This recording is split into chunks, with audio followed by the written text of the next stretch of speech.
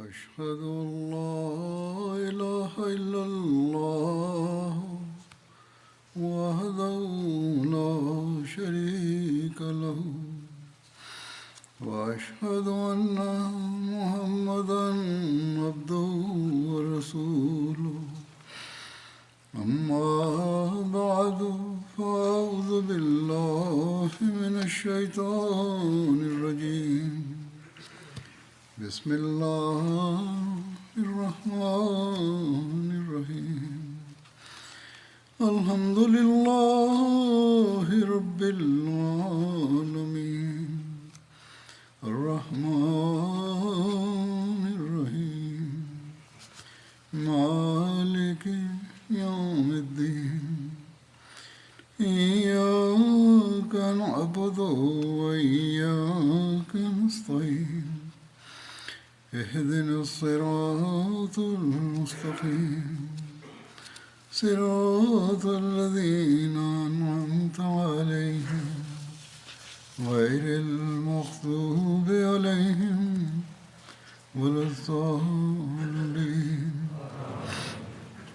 حضرت خلیفۃ المسیح پنجم ایده الله تعالی به نصر العزیز پس از تلاوت تعوذ تشهد و سوره فاتحه فرمودند: درباره زندگی و سیرت پیامبر اکرم صلی الله علیه و آله و سلم در رابطه با جنگ احد بیان می کردم.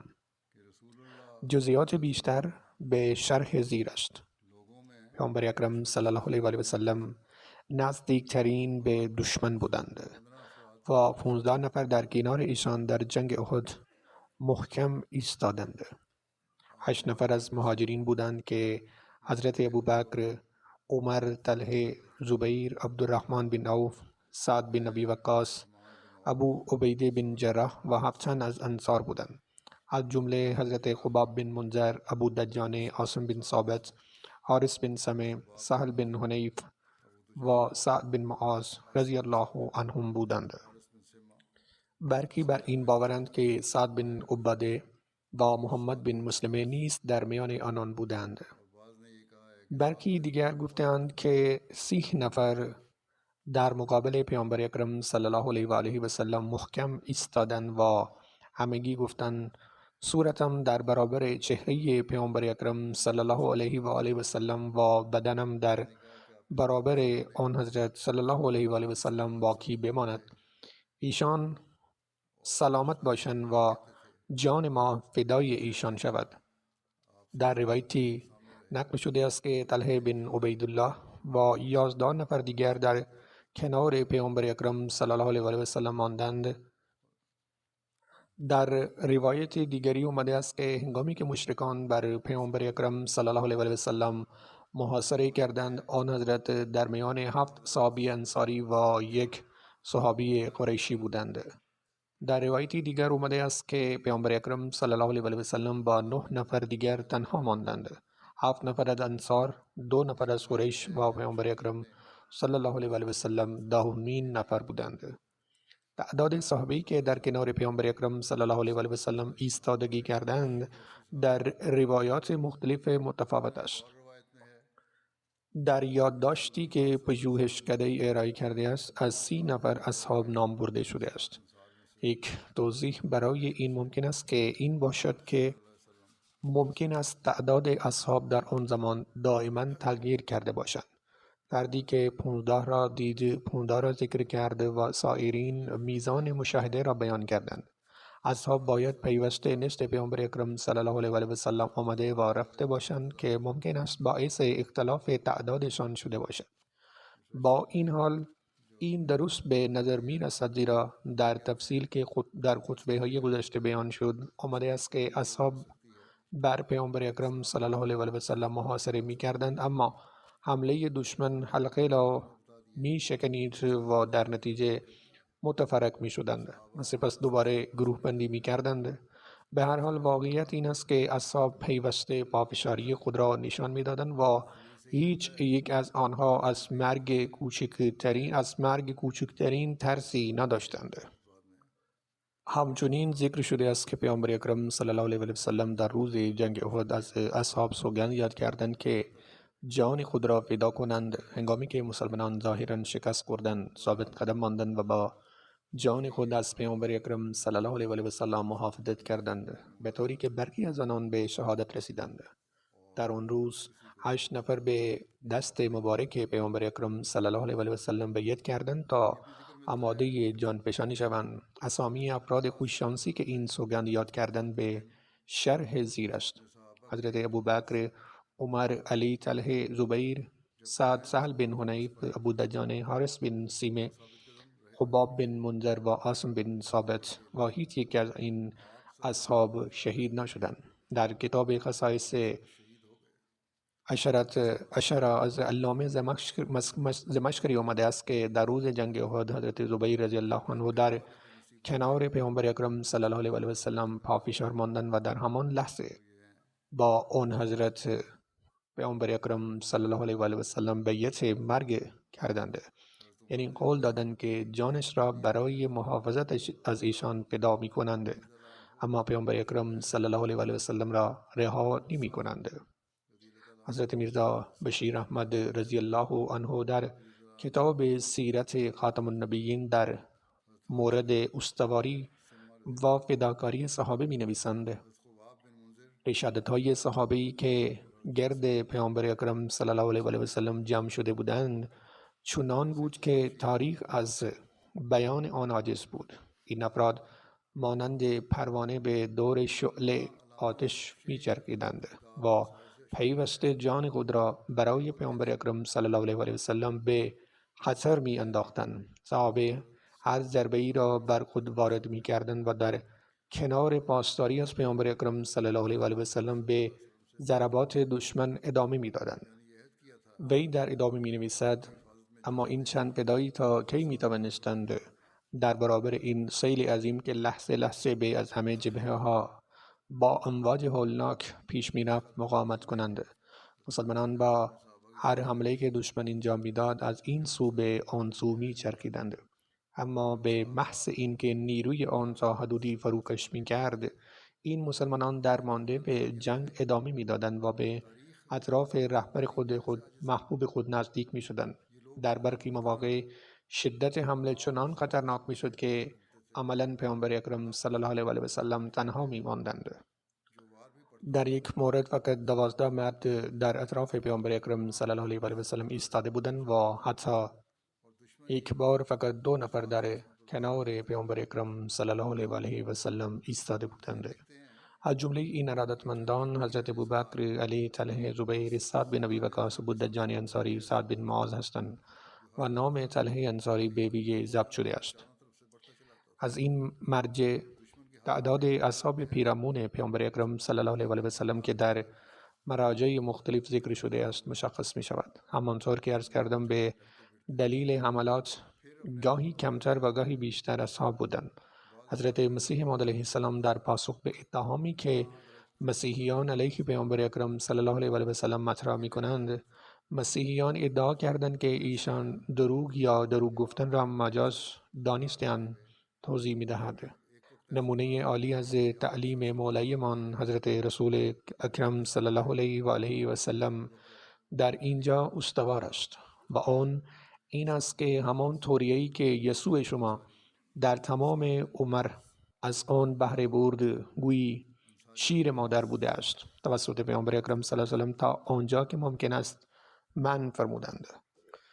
ترجمه لغوی طوریه این است که زمانت یک چیز را بیان می کند و دلت به معنای دیگری است، یعنی چیزی را بگوید که دو معنا دارد. حضرت مسیح علیه السلام ضمن تبیین این مطلب وایه طوریه را بیشتر توضیح دادند. قبلا تعریف لغوی را بیان کردم. حضرت مسیح علیه السلام در ادامه توضیح می‌دهند که در هنگام بی‌نظمی برای پنهان کردن امری از روی ترس یا به قصد پنهان کردن رازی به حکم حکمت باید با این مثالها و به گونه‌ای بیان شود که انسان عاقل آن را بفهمد و احمق آن را نفهمد، یعنی عاقلانه به گونه‌ای صحبت کند که دروغ نباشد، اما با وجود معنای گوناگون انسان عاقل واقعیت واقعی را درک کند و فرد نادان آن را نفهمد.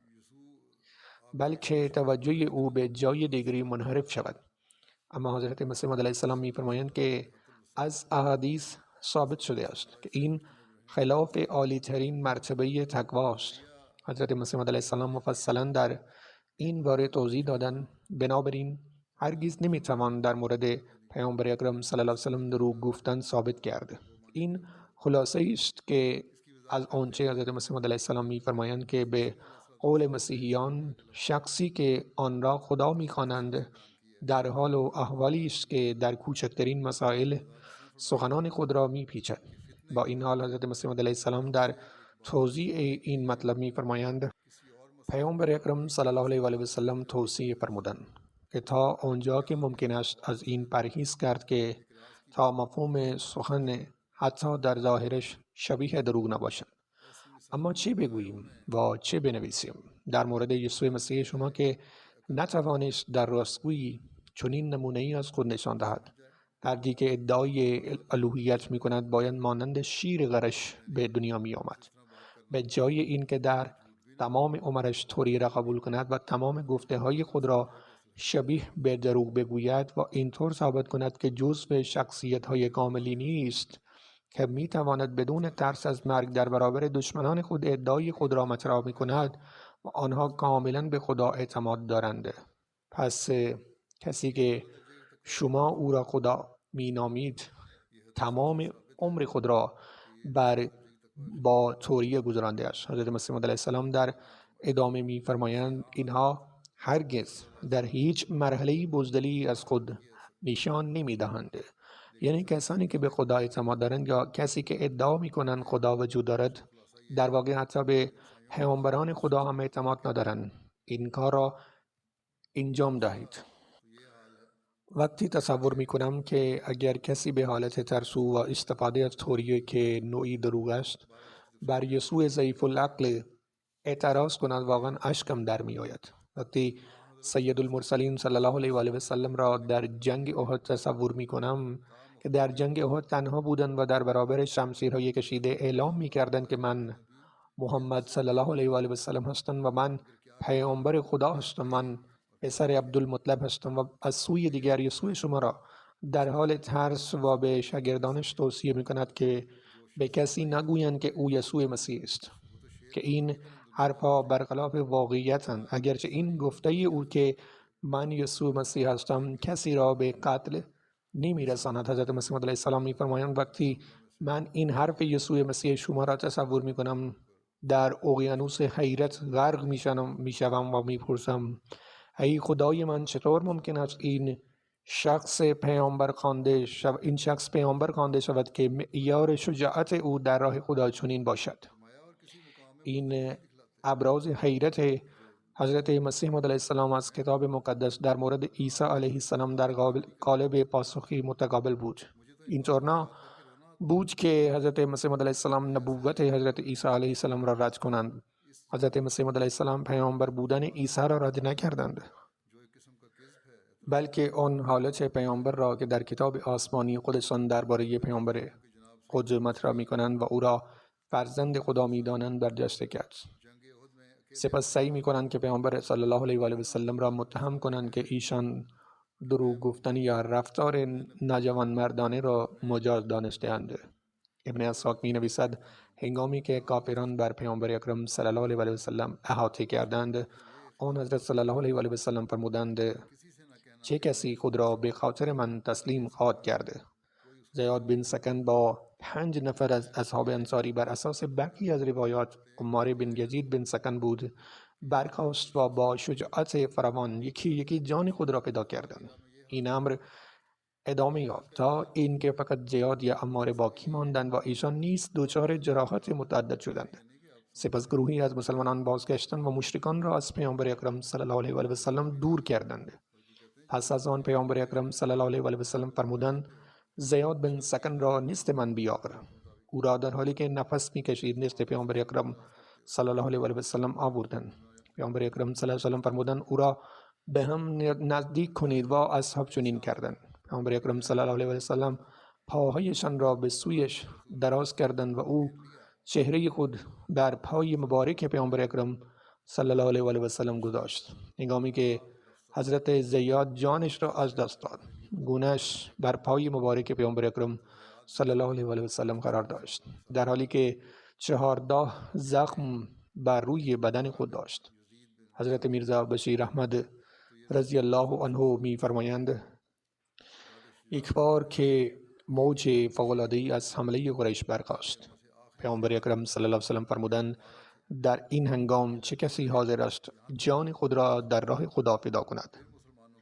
این صدا به گوش رسید. یک انصاری که به همراه 6 تن دیگر از صحابه که میان انصار پیشروی کردند و هر کدام جان خود را از دست دادند و در اطراف محیط پیامبر اکرم صلی الله علیه و سلم جنگیدند، رئیس این حزب زیاد بن سکن بود.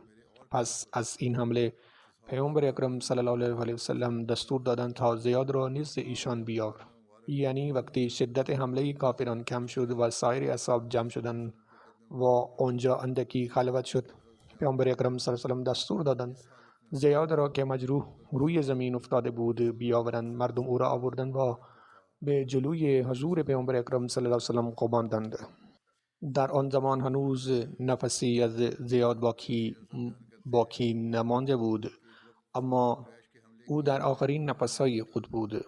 در این حالت با چلاش فراوان سر را بلند کرد و صورت خود را بر پاهای پیامبر اکرم صلی الله علیه و آله و سلم نهاد و در همین حال بود که جان به جان آفرین تسلیم کرد.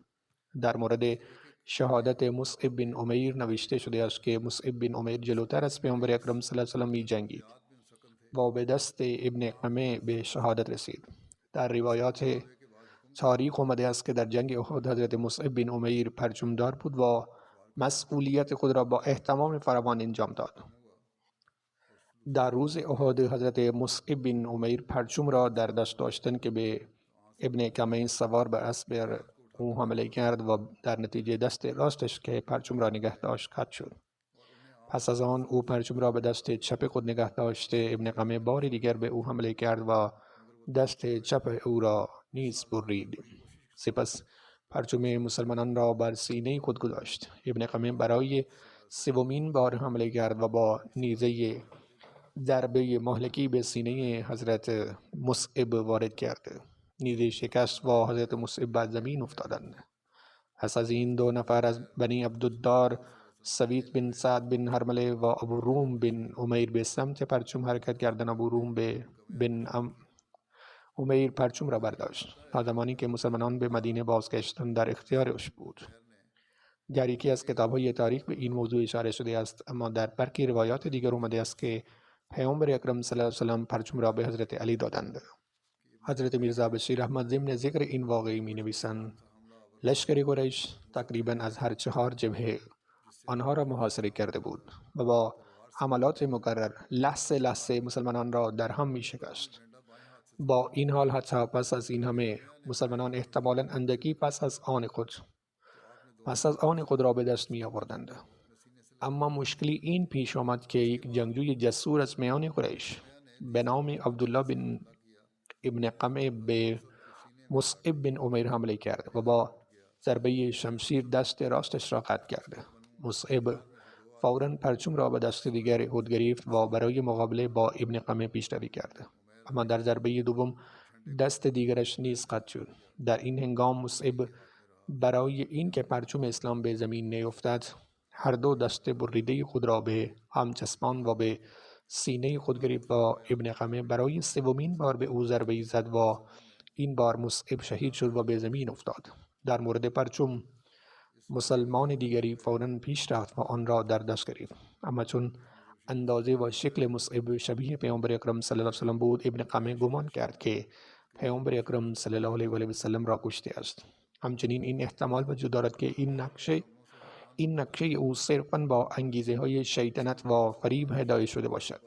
به هر حال وقتی مصعب به شهادت رسید و به زمین افتاد، ابن قمه ندا داد که محمد صلی الله علیه و آله و سلم را کشته است. با این خبر مسلمانان حواسشان را از دست دادند و نیرویشان به کلی پراکنده شد. بسیاری از اصحاب با حالتی ناامید از میدان جنگ گریختند. همانطور که قبلا اشاره کردم، کوتاهی لحظه تمرکز مسلمانان پیروزی لشکر مسلمانان را به شکستی موقت تبدیل کرده. اما در تاریخ جنگ پیامبر اکرم صلی الله علیه و سلم را بزرگترین فرمانده و متخصص در صدور دستورات حکیمانه و قاطع می‌دانند. ایشان مراقب موقعیت‌های همیشه در حال تغییر در نبرد بودند. ایشان توانستند از ارتش پراکنده و ضعیف‌تر خود در برابر ارتشی 4 برابر آن محافظت کنند و بدین وسیله دشمن را از تحقق نیت شیطانی خود، یعنی در هم شکستن کامل ارتش مسلمانان، باز دارند. پس از شهادت مصعب بن عمیر، پیامبر اکرم صلی الله علیه و سلم پرچم اسلام را به حضرت علی دادند.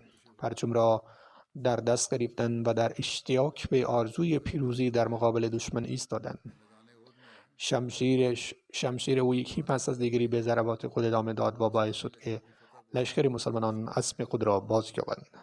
حضرت علی با گروه اندکی از لشکر مسلمانان به دور پیامبر اکرم صلی الله علیه و سلم جمع شدند و جنگیدند تا اینکه راهی برای خروج از محاصره مشرکان یافتند. بدین ترتیب این گروه کوچک به رهبری پیامبر اکرم صلی الله علیه و سلم راهی برای خروج یافتند و راهی لشکر پراکنده مسلمانان شدند که با شنیدن خبر شهادت پیامبر اکرم صلی الله علیه و سلم عزم خود را از دست دادند. در نتیجه کافران مکه شروع به حملات مستمر علیه لشکر مسلمانان کردند تا فرار لشکر اسلامی را ناکام بگذارند. اما تدبیر پیامبر اکرم صلی الله علیه و سلم برای عقب نشینی به قدری موفقیت آمیز بود که این تعداد انگشت شمار توانستند شبانه به این تعداد انگشت شمار توانستند شانه به شانه به صورت نیم دایره بیستند و در حالی که همه حملات دشمن را در هم می‌کوبیدند و به سمت دره می‌لغزیدند. دشمن تمام تلاش خود را کرد تا آنها را محاصره کند، اما پیامبر اکرم صلی الله علیه و سلم انبوه حملات آنها را شکست دادند و راه را به پیش بردند. همچنین از حالت خواب و خوابی که در جنگ احد بر اصحاب غلبه کرد اشاره شده است. خداوند متعال شرایطی را به وجود آورد که آنها را به خواب فرو برد. تفصیل این امر به گونه است که حضرت زبیر بن عوام می‌فرمایند هنگامی که در جنگ احد نتیجه برعکس شد، خود را به پیامبر اکرم صلی الله علیه و سلم نزدیک دیدم. وقتی همه ما گیج و ترسیده بودیم، نوعی حالت خواب مانند بر ما نازل شد. شرایط به گونه‌ای بود که به نظر می رسید خواب ما را فرا گرفته است. از این رو حتی یک نفر از ما نبود که شانه روی سینه‌اش نباشد، یعنی سرشان از حالت خواب فرو می رفت. وی ادامه می داد: به خدا سوگند، انگار صدای معتب بن قشیر انصاری را در خواب می شنوم. می گفت اگر اختیار تصمیم گیری داشتیم هرگز در اینجا کشته نمی شدیم. معتب بن قشیر انصاری از صحابی بود که در بیعت عقب جنگ بدر و احد شرکت داشت. این سخنان او را به یاد آوردم در حالی که او را در خواب دیدم که خداوند متعال در رابطه با این واقعه وحی کرده. سپس به دنبال این غم و اندوه آرامشی بر شما فرستاد. این آرامش به صورت خواب سبکی بود که در شب بعد از حادثه احد گروهی شما را فرا گرفت، اما گروه دیگری در فکر جان خویش بودند و خواب به چشمانشان نرفت. آنها گمانهای نادرستی همچون گمانهای دوران جاهلیت درباره خدا داشتند و می گفتند آیا چیزی از پیروزی نصیب ما می شود؟ بگو. همه کارها و پیروزی ها به دست خداست. حضرت کعب بن عمر انصاری می فرمایند روزی در روز جنگ احد در میان 14 نفر از قوم خود غیر از پیامبر اکرم صلی الله علیه و سلم بودم. پس از آن حالت خواب ما را فرا گرفت که باعث آرامش بود، یعنی خوابی بود که اطمینان را به ارغمان آورد.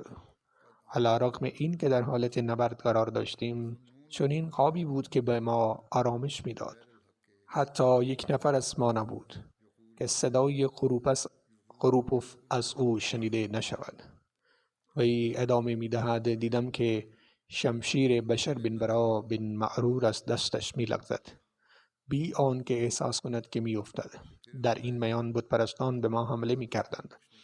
حضرت خلیفة المسیح چهارم تفسیر این آیه را نوشته‌اند. می فرمایند ممکن است حس کردند که شمشیر افتاده است، زیرا در آن هنگام خواب بر آنان غلبه کرده بود، ولی اسلحه‌ای که محکم در دست داشتند دست آنها شل می شد، ولی سکوت سلاح ها نمی شد.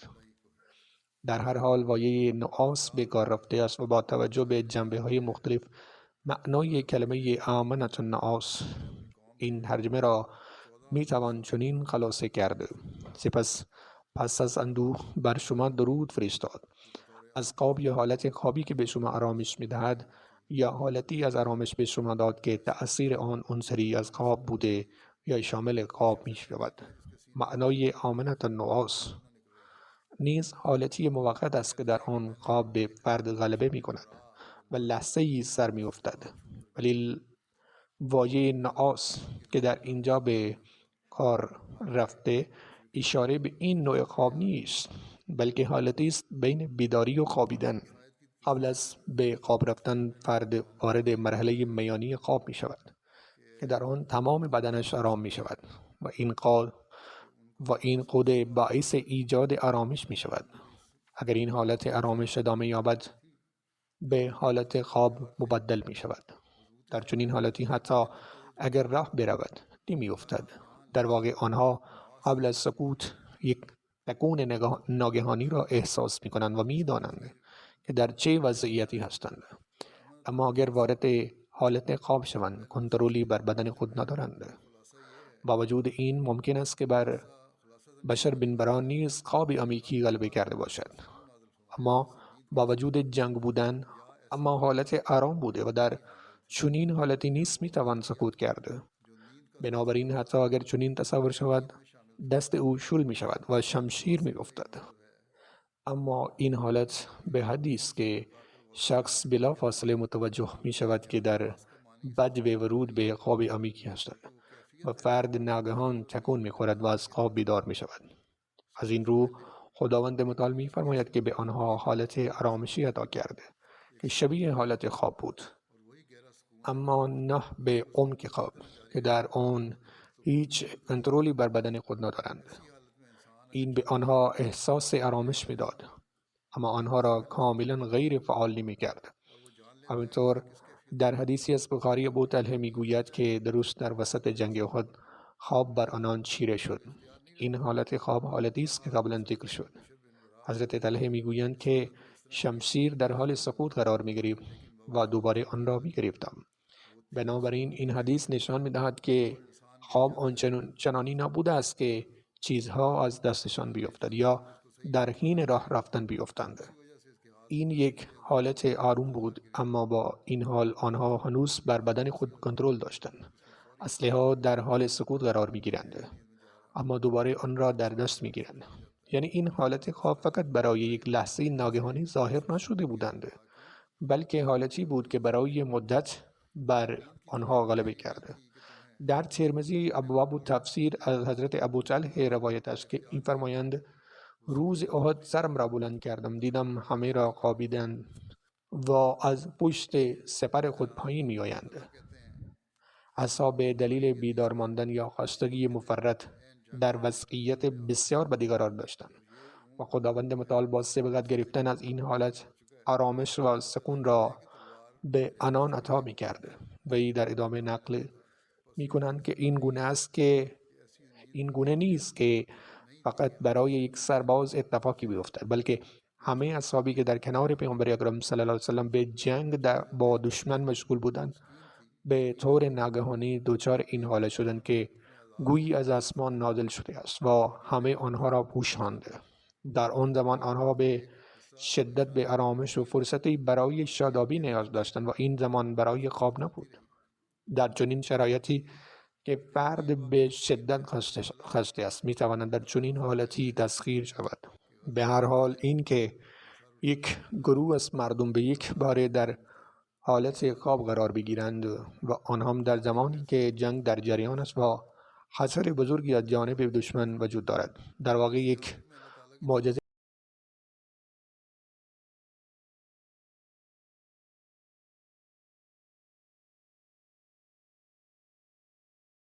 بود و یک نوع آرامش خاص در آن زمان توسط خداوند متعال به آنها عطا شد.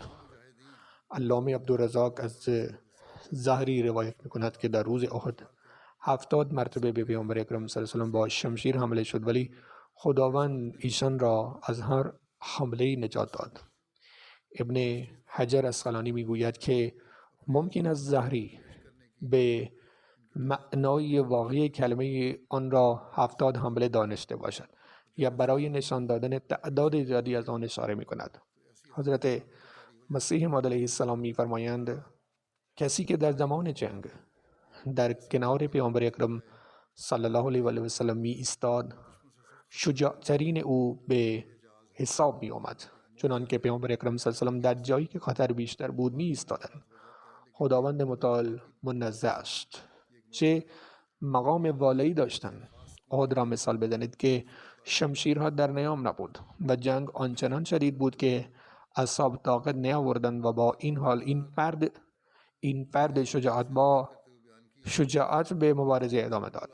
هیچ سرزنشی بر اصحاب نیست، زیرا خداوند متعال آنها را آمرزیده است. در واقع حکمت در این امر این بود که شجاعت رسول خدا صلی الله علیه و آله و سلم آشکار شود. حضرت مسیح موعود علیه السلام می‌فرمایند زمانی از هر سو شمشیرها هجوم می‌آورد، اما آشکارا نبوت خود را اعلام می‌کردند و می‌گفتند من محمد رسول الله صلی الله علیه و آله و سلم هستم. میگویند پیامبر اکرم صلی الله علیه و سلم 70 زخم‌ها بر پیشانیشان داشتند، اما زخم‌ها عمیق نبودند. این ویژگی عالی اخلاقی پیامبر اکرم صلی الله علیه و آله و سلم بود. ابو عمر از حادثه سقوط پیامبر اکرم صلی الله علیه و سلم در خندق نقل می‌کند. روایت از این قرار است که ابو عامر فاسق در میدان جنگ احد تعدادی قبر حفر کرده تا مسلمانان در آنجا بی آنکه متوجه شوند در قبرها بیفتند و متحمل ضرر شوند. پیامبر اکرم صلی الله علیه و سلم نیز غافل از این که حفره اونجاست به درون یکی از آنها افتادند. پیامبر اکرم صلی الله علیه و سلم بیهوش شدند و هر دو زانویشان زخمی شد. حضرت علی به سرعت به سوی ایشان دوید و ایشان را گرفت و طلحه بن عبیدالله ایشان را بلند کرد و کمکشان کرد. ابن قمه بدبخت عامل افتادن پیامبر اکرم صلی الله علیه و آله و سلم بود که به پیامبر اکرم صلی الله علیه و سلم حمله کرد و با شمشیر آن حضرت را زد. شمشیر به گردن پیامبر اکرم صلی الله علیه و آله و سلم اصابت کرد. اگرچه خود شمشیر به ایشان اصابت نکرد، اما شدت ضربه آنچنان گردن مبارکشان را به لرزه در آورد که بعد از 1 ماه یا بیشتر در گردنشان احساس نراحتی می‌کردند. در همین حال شروع به پرتاب سنگ به سوی پیامبر اکرم صلی الله علیه و سلم کردند که یکی از آنها به پشت آن حضرت اصابت کرد. عتبه بن ابی وقاص برادر سعد بن ابی وقاص نیز سنگی به سوی پیامبر اکرم صلی الله علیه و آله و سلم پرتاب کرد و که به دهان آن حضرت اصابت کرد و یک چهارم پایین یا دندان بین دندان پیشانی و نیش شکست. به همین ترتیب لب پایین نیش شکافته شد. امام ابن حجر اسقلانی می‌فرمایند که تیکه دندانشان پاره شد، نه این که تمام دندان از ریشه بشکند. هنگامی که برادر عتبه سعد بن ابی وقاص متوجه شد که این برادرش بود که به پیامبر اکرم صلی الله علیه و سلم حمله کرد، با انتقام جویی وارد لشکر دشمن شد. خودش میگوید شاید در دنیا آرزوی من بیشتر از کشتن او نباشد. اما عتبه از او طفره رفت و فرار کرد. سعد یک بار دیگر به دنبال او بازگشت، اما هر بار از او طفره می رفت. رسول اکرم صلی الله علیه و سلم هنگامی که برای بار سوم می رفت به سعد گفتند ای بنده خدا، آیا قصد داری جانت را بدهی؟ حضرت سعد میگوید که رسول اکرم صلی الله علیه و سلم از این طریق جلوی او را گرفتند و نرفتند. پیامبر اکرم صلی الله علیه و سلم در مورد عتبه بن ابی وقاص چنین دعا کردند: خدایا 1 سال دیگر از مرگ او در حال کافر مگذار. خداوند دعایشان را مستجاب کرده. چنانکه در همان روز حضرت حاتب بن ابی بلتعه او را کشتند. حضرت حاتب میگویند چون جسارت فاسق قطب بن ابی وقاص را دیدم، فوراً از پیامبر اکرم صلی الله علیه وسلم پرسیدم که عتبه کجاست؟ پیامبر اکرم صلی الله علیه وسلم به او اشاره کردند که در چه مسیری رفته است. بلافاصله دنبالش رفتم تا بالاخره پیداش کردم. من به سرعت با شمشیر به او زدم که در نتیجه از گردن او را بریدم و سرش از فاصله دور افتاد. شمشیر و اسب او را تصرف کردم و نزد پیامبر اکرم صلی الله علیه و سلم بردم. پیامبر اکرم صلی الله علیه و سلم با شنیدن این خبر 2 بار فرمودند رضی الله عنک و رضی الله عنک، خدا از تو راضی است، خدا از تو راضی است. در این حمله کلاه خودی که پیامبر اکرم صلی الله علیه و سلم بر سر داشتند نیز شکست و بر اثر حملات مداوم دشمن پیامبر اکرم صلی الله علیه و سلم از ناحیه صورت زخمی شدند و بریدگی‌های پوستی وارد شد. یکی از افرادی که به چهره مبارک پیامبر اکرم صلی الله علیه و سلم حمله کرد عبدالله بن شهاب زهری بود که بعدها اسلام را پذیرفت. این جزئیات ادامه دارند و انشاءالله در آینده ذکر خواهد شد.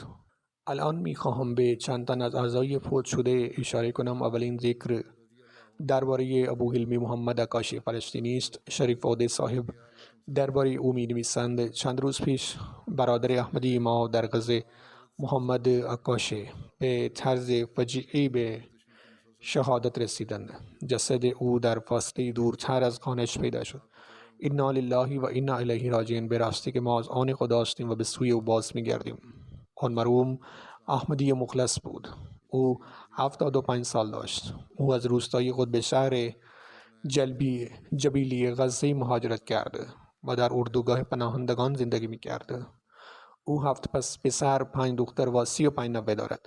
یکی از نوه‌هایش میگوید چند هفته است که نتوانستند با او تماس بگیرند. در مدت توقف موقت در جنگ او به دنبالش رفت اما او را در خانه‌اش نیافت. جسد او در 100 متری خانه‌اش در میان اجساد پیدا شد. گلوله به سرش خورده بود و شهید شده بود. یکی از احمدی‌های غزه به نام یاسر شهین میگوید 10 سال پیش آن مرحوم ماهواره نصب کرده و از من خواست تا به او کمک کنم تا کانال MTA را پیدا کند. در آن زمان از طریق ایشان به عقاید احمدیه پی بردم. مدتی بعد او جزئیات بیشتری در مورد جماعت به من داد و چند کتاب برایم فرستاد. سپس برای مدتی به مناظر ادامه دادیم. سپس استخاره کردم و بعد از آن من و همسرم بیعت کردیم. محمد عکاشی از این که من بیعت کردم بسیار خرسند شد. پس از آن رابطه ما قوی تر شد. ساعتها و ساعتها تفسیر آیات قرآن را برایم تعریف می کرده. گزیده هایی از تفسیر کبیر را برایم می خواند و مفاهیمی مانند ناسخ و منسوخ را برایم توضیح می داد. طرز حرف زدنش خیلی دوست داشتنی بود. مدتی بود که مشغول نوشتن کتابی بود. مدتی بعد او جزئیات بیشتری در مورد جماعت به من داد و چند کتاب برایم فرستاد. سپس برای مدتی به مناظر ادامه دادیم. سپس استخاره کردم و بعد از آن من و همسرم بیعت کردیم. محمد عکاشی از این که من بیعت کردم بسیار خرسند شد. پس از آن رابطه ما قوی تر شد. ساعتها تفسیر آیات قرآن را برایم تعریف می کرده. گزیده هایی از تفسیر کبیر را برایم می خواند و مفاهیمی مانند ناسخ و منسوخ را برایم توضیح میداد. طرز حرف زدنش خیلی دوست داشتنی بود. مدتی بود که مشغول نوشتن کتابی بود و برای بهتر شدن کتابش به من تماس می‌گرفت و کتابش را گوش کنم و مطالب مختلفی را برای بحث مطرح می‌کرد. قصد او این بود که خانه‌اش را به کتابخانه‌ای بگستراند و بتواند آن را فتوکپی از کتاب‌های جماعت داشته باشد. اما خانواده‌اش به دلیل احمدی بودنش نسبت به او ظلم می‌کردند و از این رو نتوانست این آرزویش را برآورده کند. از طریق او بود که با جماعت غزه آشنا شدم. همه در اتاق نشیمن او ملاقات می‌کردیم. با او ملاقات می‌کردیم. در سالهای پایانی زندگی به دلیل بیماری اغلب در خانه‌اش می‌ماند زیرا حرکت کردن برایش دشوار بود. احمدی دیگری از غزه میگوید متوفا قد بلند، لاغر اندام با ریش سفید بود. تأثیر تقوا و فضیلت او بر دیگران اثر می‌گذاشت. او همیشه به یاد خدا و خواندن کتاب‌های جماعت مشغول بود. آرزوی بزرگ او این بود که جماعت در نزدیکی خانه‌اش مسجدی داشته باشد. در طول جنگ در سال 2014 او مقاله‌ای نوشت و در آن گفت که روزی نزدیک است که قبرها بمباران می‌شود و سنگ قبرهای آنها پراکنده می‌شود. این دقیقاً همان چیزی بود که اتفاق افتاد. او با وجود گرفتار شدن در سختی‌ها همیشه همه را با لبخند ملاقات می‌کرد. او بسیار سخاوتمند باهوش بود و می‌توانست به صورت آنچه را که طرف مقابل می‌اندیشید بخواند. دکتر یوسف میگوید برادر حلمی بسیار مخلص و یک احمدی واقعی بود. حتی قبل از احمدی شدن طرز فکر و برخوردش شبیه احمدی بود. از این رو به محض اطلاع از جماعت بیعت کرد. وی پس از بیعت با علما و سایر اهالی محل در مورد احمدی صحبت می‌کرد و به همین دلیل با مخالفت و مشکلات فراوان خانوادگی مواجه می‌شد. در روزهای آخر عمر با عصا راه می‌رفت و اولین نفری بود که به نماز جمعه یا هر جلسه دیگری می‌رسید.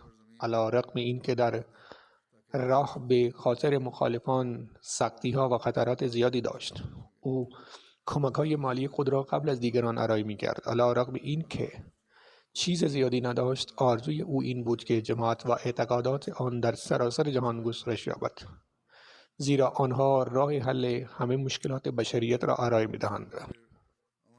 او قصد داشت خانه و قسمتی از زمین خود را در اختیار جماعت بگذارد تا مسجد و مقر جماعت در آنجا ساخته شود. اما نزدیکان مخالف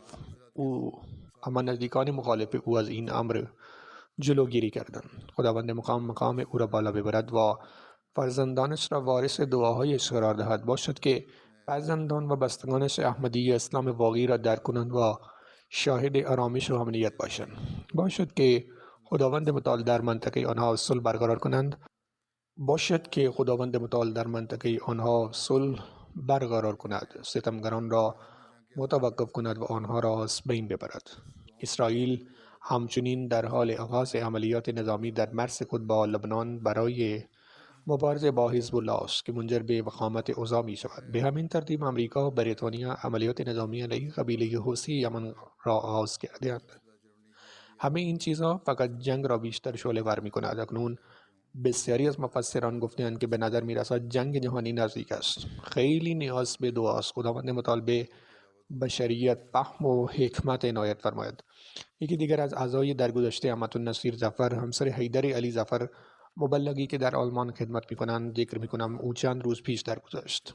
انا لله و انا الیه راجعون. به راستی که ما از آن خدا هستیم و به سوی او باز می‌گردیم. به فصل خدا موسیه بود. از او به جز شوهرش یک پسر و 2 دختر به یادگار مانده‌اند.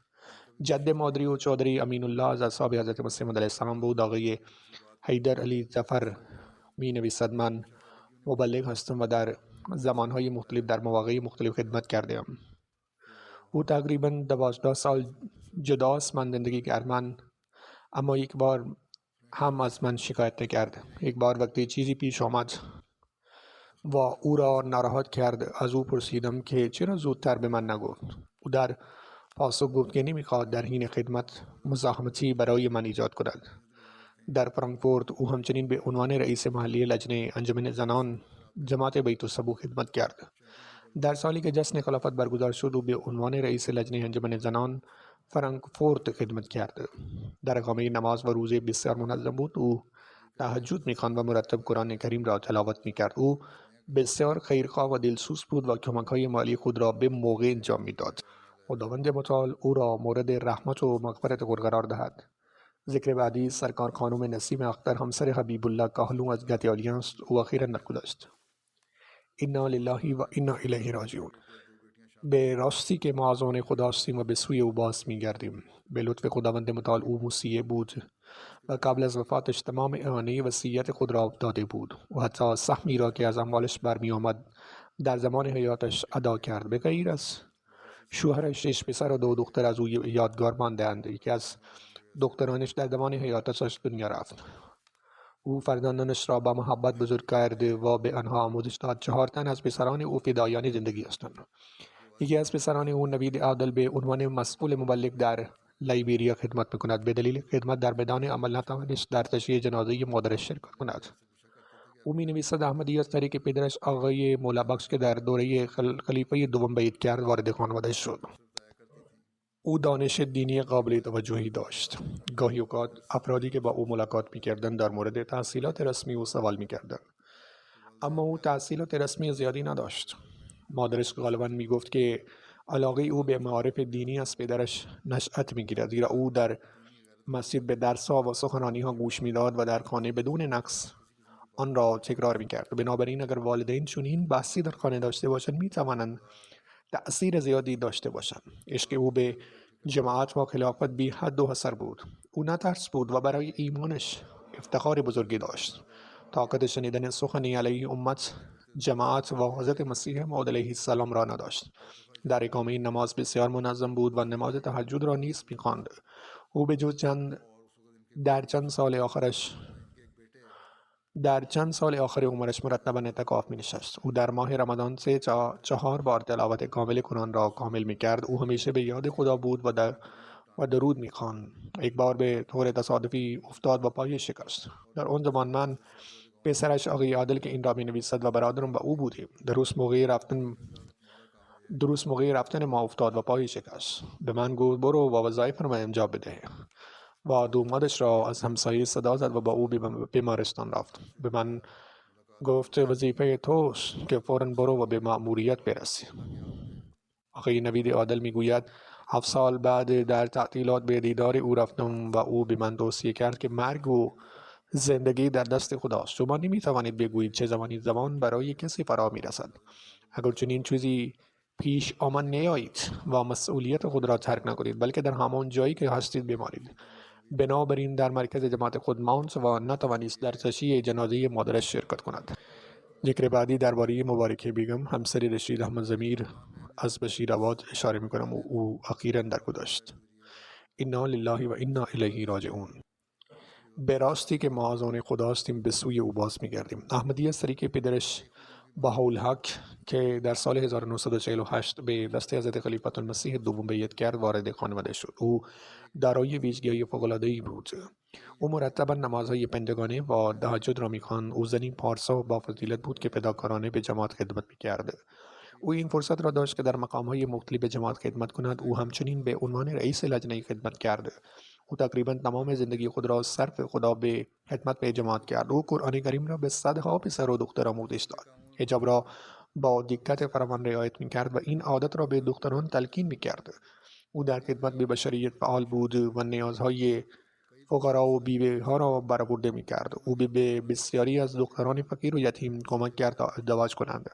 او به دختران زیادی خیاطی یاد داد. هر جمعه 2 ساعت قبل از نماز جمعه و به مسجد می‌رفت و خودش محل بانوان را تمیز می‌کرد. پس از آن او نمازهای اختیاری می‌خواند. او بسیار مؤمن و قابل اعتماد بود. بسیاری زنان به دلیل قابل اعتماد بودن جواهرات و پول خود را به او بی‌سپردند. او هرگز با کسی دعوا نمی‌کرد و هرگز بی احترامی نمی‌کرد. او از اخلاق بسیار والایی برخوردار بود. به فضل خداوند متعال موصیه بود. وقتی وارد فراخوان وصیت شد دخترانش را نیز شامل فراخوان وصیت کرده. به این ترتیب سایر زنان روستایی خود را نیز تشویق به ورود به فراخوان وصیت کرده.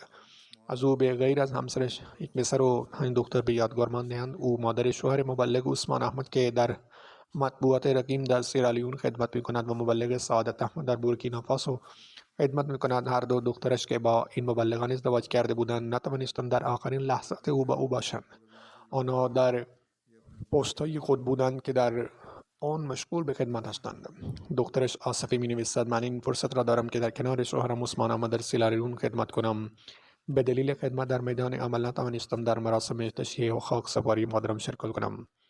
همینطور خواهر کوچکتر من مریم بشرا در بورکینافاسو و همچنین نتوانست در آن شرکت کنند. خداوند متعال به ایشان صبر و شکیبایی عنایت فرماید و برای آن مرحوم رحمت و مغفرت عنایت فرماید. دعایش برای فرزندانش برآورده شود.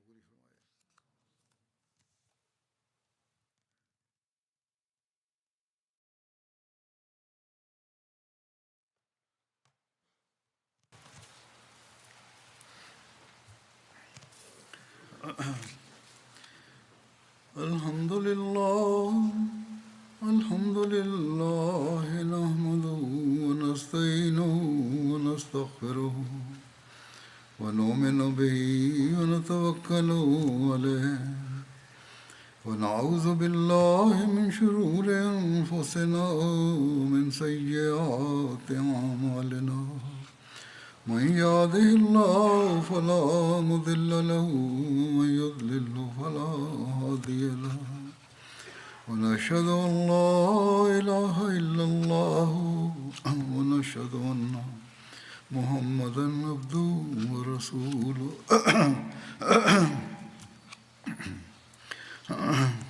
عباد الله رحمكم الله إن الله يأمر بالعدل والإحسان وإيتاء ذي القربى وينهى عن الفحشاء والمنكر لعلكم تذكرون اذكروا الله يذكركم وادعوه يستجب لكم ولذكر الله أكبر